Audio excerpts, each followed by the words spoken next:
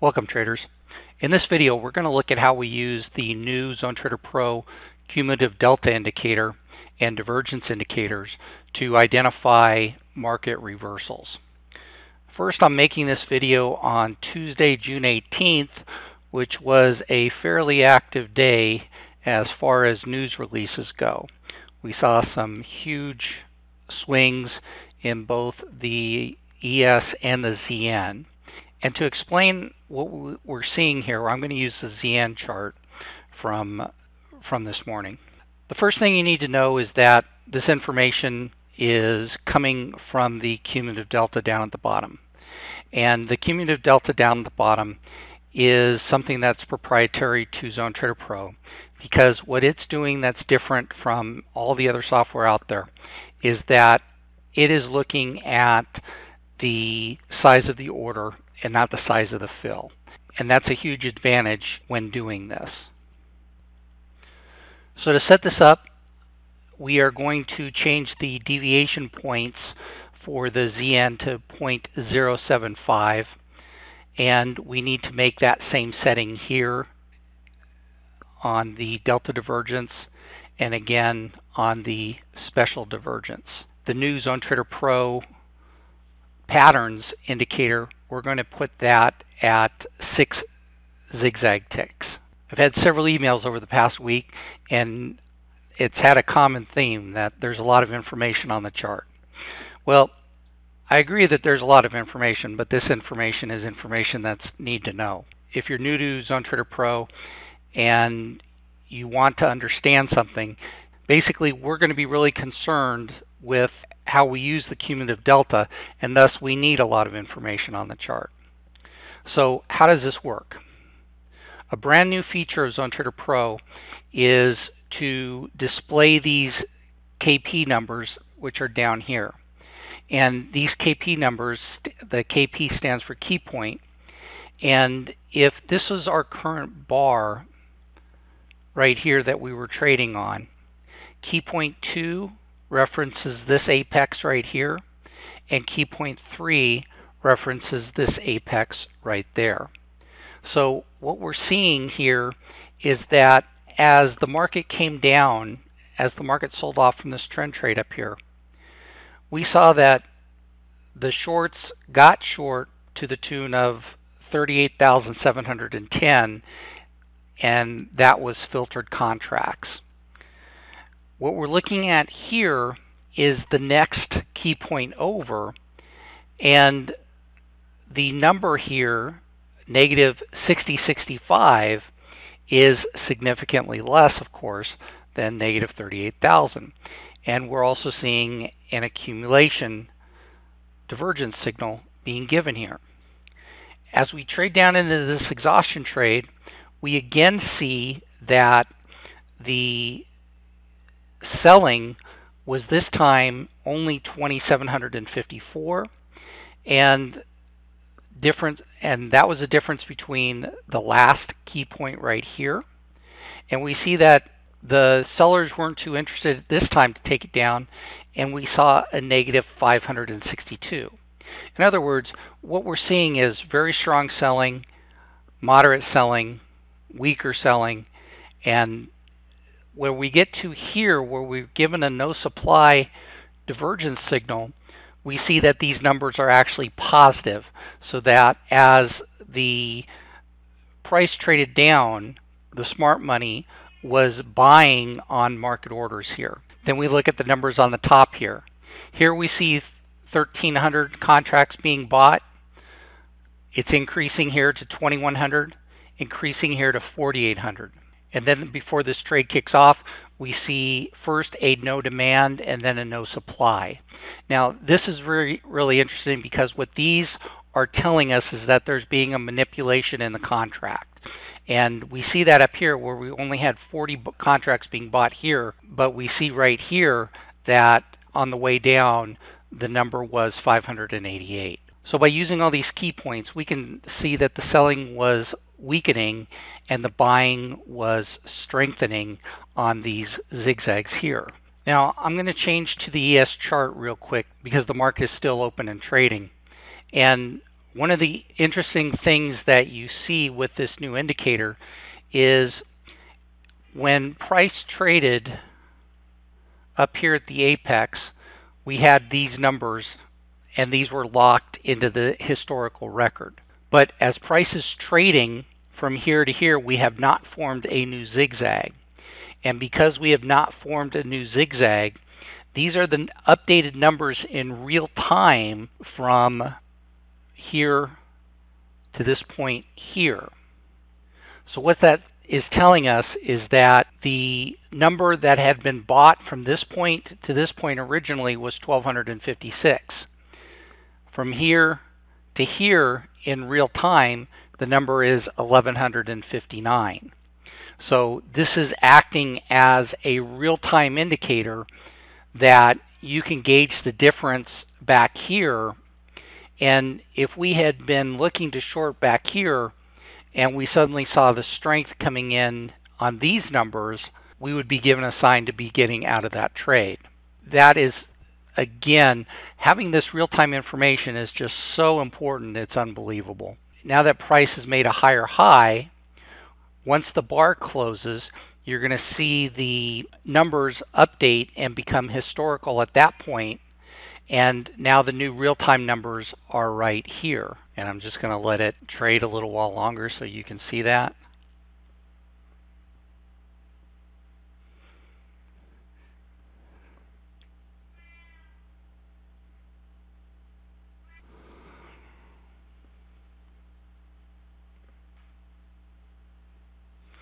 You can see that now, after price had hit its peak up here, there's been about 275, 300 contracts that have taken this down, and that, of course, is a filtered number.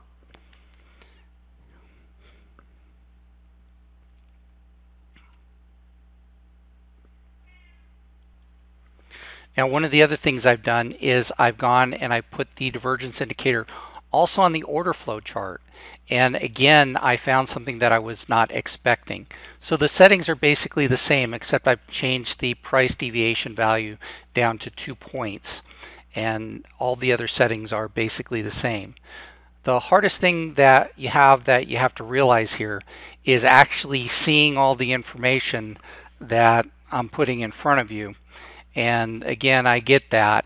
This is all the information that you need to make a trade, and you have it all in front of you. One of the other neat reasons why this is on the order flow chart is that you can see that the order flow chart generated a divergence trade, a divergence short trade here, shortly after we had some breaking news, and that got you into this short trade right here before all of the real hard selling had come in. Now here's the key to these divergences. What we are looking for is we are looking for one tick from the high or one tick from the low. Right there, we're looking for this extension zone being created. And the extension zone is the red zone that's going off to the right that we are extending. We'd also like to see, but don't frequently see, absorption occurring right here. But on this trade, we also had absorption occurring at a price of $29.34, giving us both of the signals that we're looking for. You see up here, as we made the high at the high of the day, we had both the absorption and the extension zone being created. I also wanted to try out the new numbers on the crude oil. And as you can see on crude oil, we again have a significant number of signals for divergence going off. And we use our same theory here that what is getting weaker and what is getting stronger. As you can see, as we came down, the sellers were only a negative 314 contracts, and there was a 1,075 differential from key point 3 back here. Here you can see as we made a lower low, the difference between the key points was only 189, and about the same amount of selling to get us there before price traded up significantly higher. And I wanted to show you real quickly what the ZN showed on the order flow chart as we were making this bottom down here. We first got a ZoneTraderPro bearish divergence signal here, and then we were given a buy signal down here at about 10 o'clock. And that's basically this exhaustion pattern right here. So we were given that buy signal there. The market traded significantly higher after that. So what does all this mean to you? Well, I put the divergence on the ZN and came up with something quite outstanding. I took this back a week to June 11th, and I looked at all trades that started on or about 7 a.m. Eastern Standard Time and charted how many trades won versus how many trades lost into the close.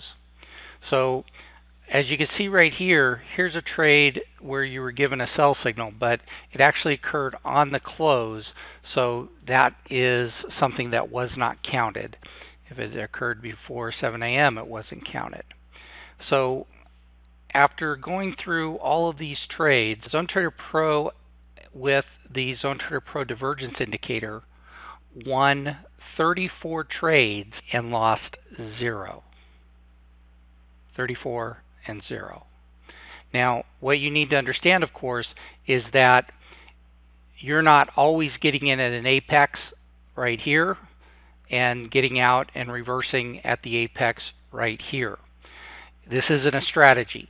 What you need to do is you need to develop both an entry and an exit. If the exit is a certain number of ticks, that's a great exit. And as you can see in this trade here, this trade here, this trade here, we had that entry criteria where one tick from the high, one tick from the low, we were creating an extension zone. You can see how one tick from the high and one tick from the low works real well with the divergence indicator.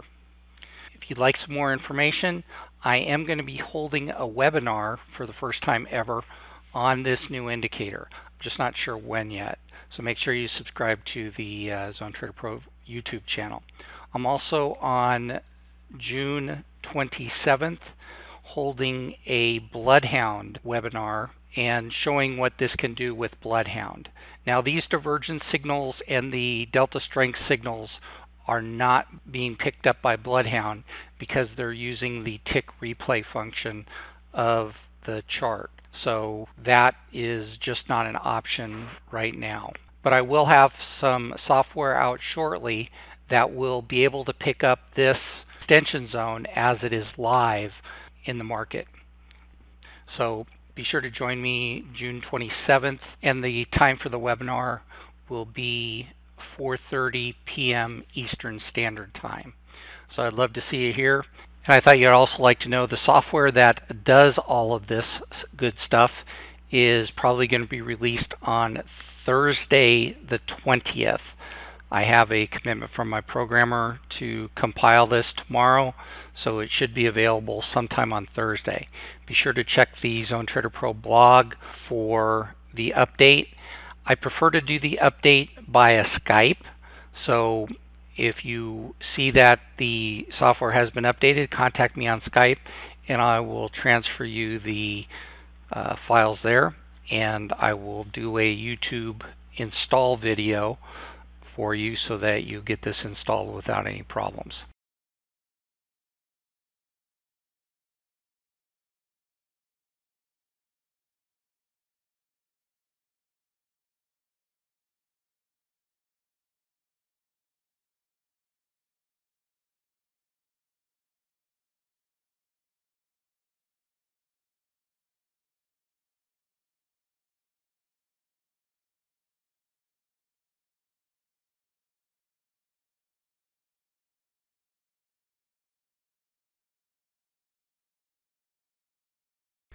After I completed the video yesterday, I had an idea and I asked my programmer if he could get this to me today, which he did.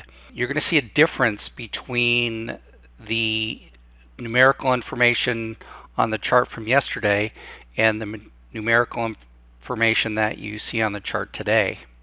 And the difference here is that we have this number down here, and what this number down here represents is the number of contracts per tick of what the order size that you're filtering for is.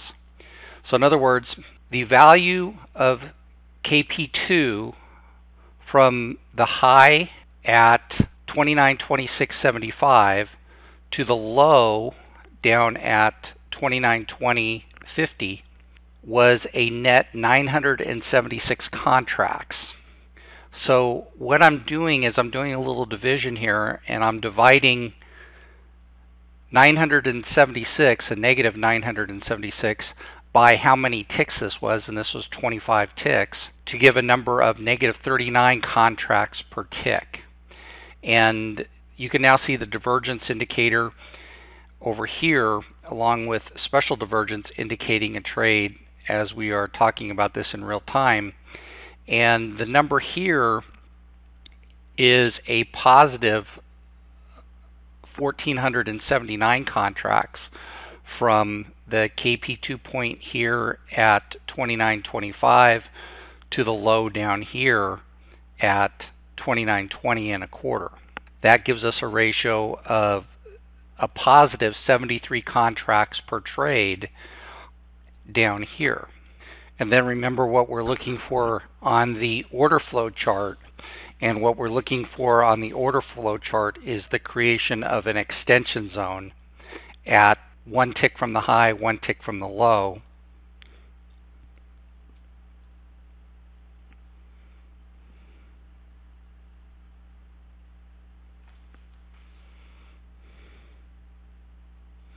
If an extension zone is created, what you would see is you would see this number over here on the ask turn green. And as we can see from right here, we currently have about a 1-to-1 ratio. So we're not going to get the extension zone out of these prices.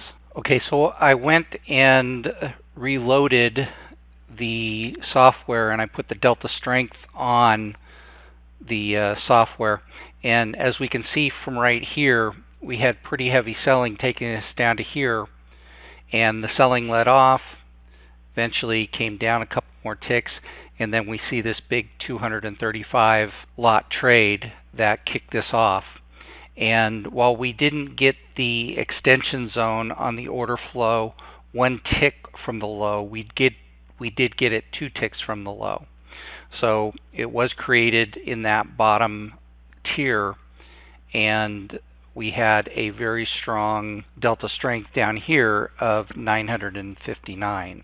When we ended up with a number down here, though, we ended up with a number of 43, a positive 43, for this divergence trade. Now, the purpose of this is to help you make decisions in real time, and right now, this is just giving us information about what worked historically and not what worked at the time that you may have had to make a trading decision. So the next step in the evolution of this information is to develop a histogram that updates on the close of every bar and put that information down here. So if we were looking to take a trade from here, we could see what that number was and to see if that was an extreme number which led us to this failure, or was a decent number to be making a trade. Again, there'll be more information on this in the future, and the best way to use this tool right here, the ratio tool, is to put NinjaTrader into market replay and replay the area that you would be interested in. So for example, if we were looking to find out why this divergence trade here failed, we would put it back in replay and see what the numbers were telling us at this point right here. And until we have the histogram down here, we're not going to know that. I contacted my programmer, and he believes it will not be anytime soon that we'll be getting this update. So we'll just have to wait and use market replay to get some kind of idea about why trades fail and why they succeed.